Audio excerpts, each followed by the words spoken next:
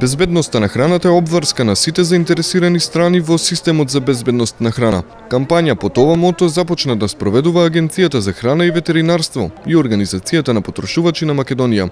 Денеска во Тетово со делени едукативен материјал ги информираа граѓаните за потребните податоци кои треба да ги прочитаат пред да купат еден производ. Директорот на агенцијата Дејан Рунтевски вели дека последните случувања кога во прашање беше доведена безбедноста на млекото, ја подигнале потребата на потрошувачите за добивање информации за производот. Се работи за одредени активности во рамки на онаа програма која што владата ја има за заштита на потрошувачите. Посебно во нашиот дел сме тука за да започнеме една акција на континуирана едукација и пренесување на соодветни информации до потрошувачите.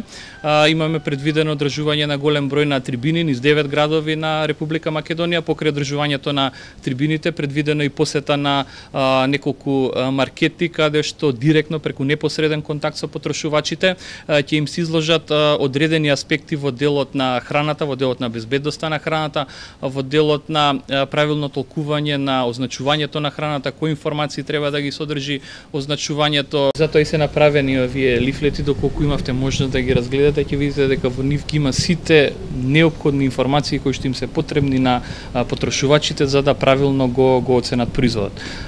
Мораме да кажеме дека потрошувачите не може да се апострофираат од таа одговорност што имаат при купувањето, бидејќи колку ние како Агенција за храна и ветеринарство се обидуваме да бидеме присутни секаде и да исконтролираме сепак се работи за една огромна област која што е навистина тешко секојдневно да се контролира секаде и потрошувачите се тие финалната бариера кои што треба да оценат врз основа на информациите кои што им ги пружа производителот, дали е производот добар или не. Нормално, ако има поплаки, тука сме ние за да реагираме.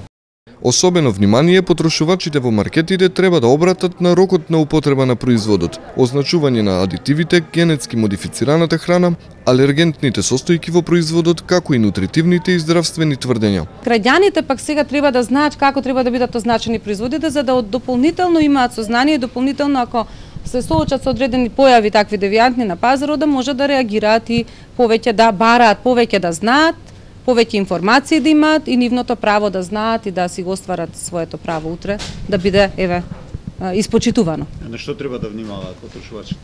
Па секако дека треба да внимаваат кај прехранбените производи на рокот на употреба, на датумот на производство, дали има двојни датуми, дали нема, да колкава е цената нормално согласно тоа и да видат нутритивните својства, дали се прикажуваат, состојките дали се прикажуваат и така натаму.